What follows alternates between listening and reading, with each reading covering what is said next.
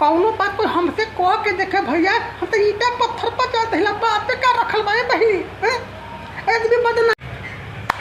अच्छा भैया, सही कहावत कहल गल कि मेहरारू बात ना पचा सकती भात पचा सकते हैं।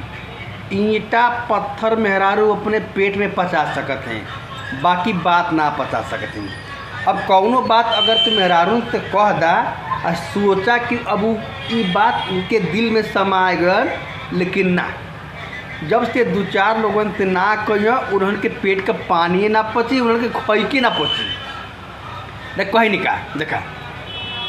अब कौनो बात कुछ कह दिले बाड़ी तो अब अगल बगल से का कहनी का बतिया देखा उन्होंने देखा एक्टिविटी कैसे करने से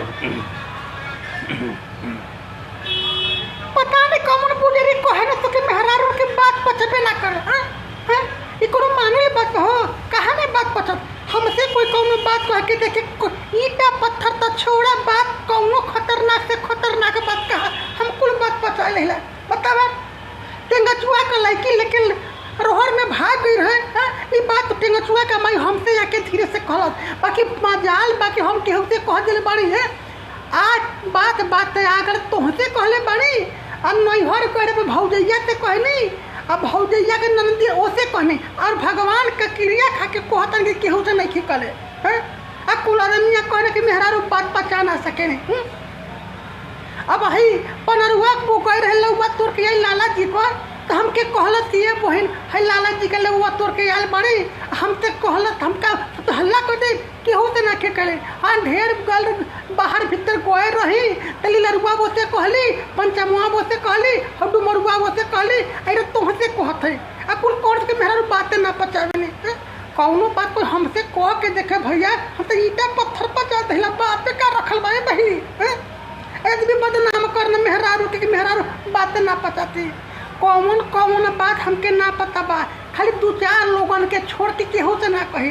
अब कौन के मेहरारू से बातें ना पचा।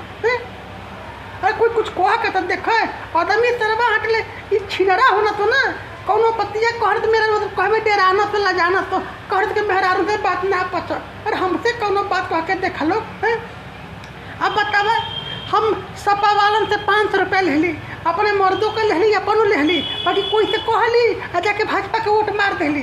अब बतावा आई बात कैसे कहली, जाके गांव के मुखिया जी से कहले बड़ी खाली बड़े और हम से 300 ले ले बड़े, और हम केहू से नहीं कहले ये बहनी पता नहीं कैसे दुनिया कहना कि मेहरारू के बात नहीं पचत। हम तो कौनो बात हम पचा ले बहनी भैया ये है मेहरारू, समझ ला कि दो चार लोगों से कहू दी हाँ आ एक्टिंग करे कि हम कुछ कहला ही नहीं की। तो भैया बात सही है कि मेहरारू ईंटा पत्थर पचा सकत है, 5 किलो भात पचा सकते, बाकी एक ठे बात कब्बू ना पचा सकती।